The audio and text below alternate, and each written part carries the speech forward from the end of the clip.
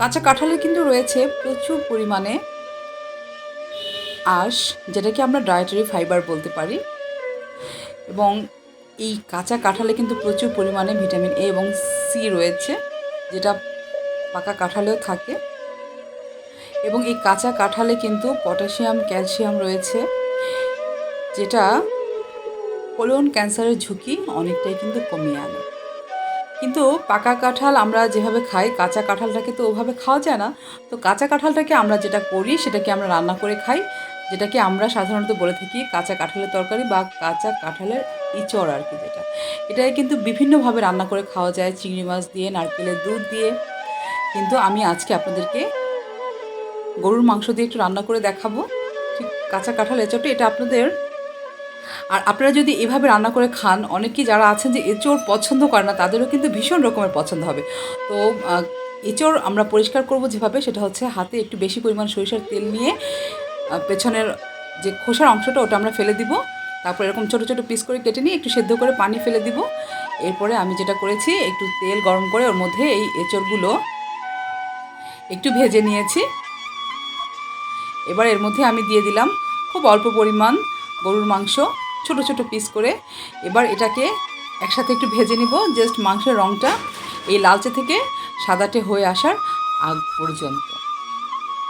আমি আপনাদেরকে দেখে দিচ্ছি যে দেখুন এরকম সাদাটে যখন হয়ে আসবে, এবং এঁচড়টা কিন্তু সেদ্ধ করাই আছে, অনেকটাই নরম হয়ে গিয়েছে। এবার আমি এখানে বেসিক কিছু মশলা অ্যাড করে দিচ্ছি। এখানে আমি লবণ দিয়ে দিলাম পরিমাণ মতো।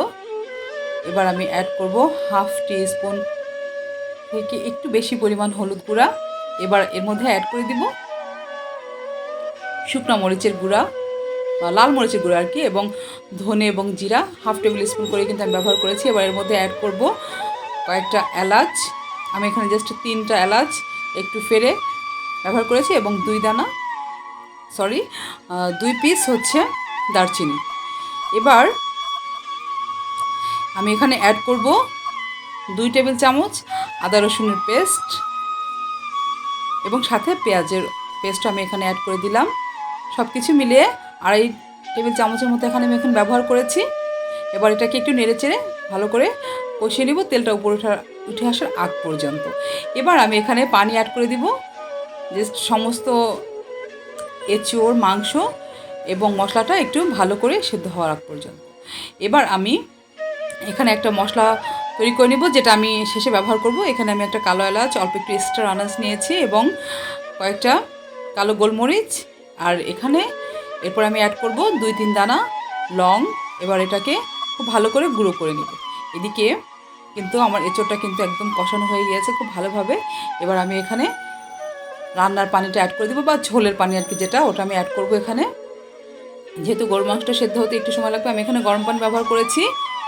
এবার এই যে জাস্ট একবার বলক উঠে আসার আগ পরে হচ্ছে আমি যে মশলাটা রেডি করে রেখেছিলাম গুঁড়ো করে, ওটা আমি দিয়ে দিব। আপনারা চাইলে কিন্তু এরকম এঁচড়টা কিন্তু একটু পাতলা ঝোল করে রাখতে পারেন আপনাদের ইচ্ছা মতো, কিন্তু আমি এখানে একদমই ঝোল রাখবো না, একদম শুকিয়ে ফেলবো। তার জন্য আমি রান্না হতে দেবো জাস্ট 20 মিনিটের জন্য। দেখুন 20 মিনিট পর একদম মাংস এবং যে এঁচড়টা খুব ভালোভাবে কিন্তু একদম সেদ্ধ হয়ে গিয়েছে এবং শুকনো শুকনো হয়ে গিয়েছে। এবার এ পর্যায়ে অল্প একটু গরম মশলা গুঁড়া এবং একটুখানি ঘি আমি অ্যাড করে এটাকে রান্না করে নিব। আর 2 থেকে 4 মিনিট আমার এঁচড় কিন্তু একদম রেডি হয়ে গিয়েছে। সার্ভ করার জন্য কেমন লাগলো ভিডিওটা জানাবেন। সবাই ভালো থাকবেন। আসসালাম।